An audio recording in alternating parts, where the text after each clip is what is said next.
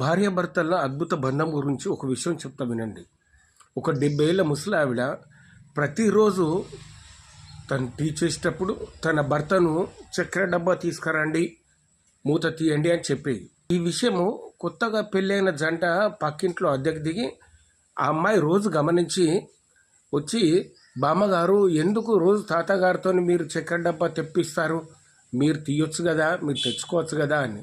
తెచ్చుకోవచ్చమ్మా, దాంట్లో పెద్ద కష్టం ఏం లేదు, కానీ ఏమండి నాకు చేత కావట్లేదు, కొద్దిగా డబ్బా తీసుకురా అండి అంటే ఆయన కళ్ళల్లో నా భార్య కంట నేను శక్తిమంతుణ్ణి, భార్యకు నా మీద ఎంత ప్రేమ, భార్యకు నేను సేవ చేస్తున్నా అనే సంతోషం కనబడుతుంది.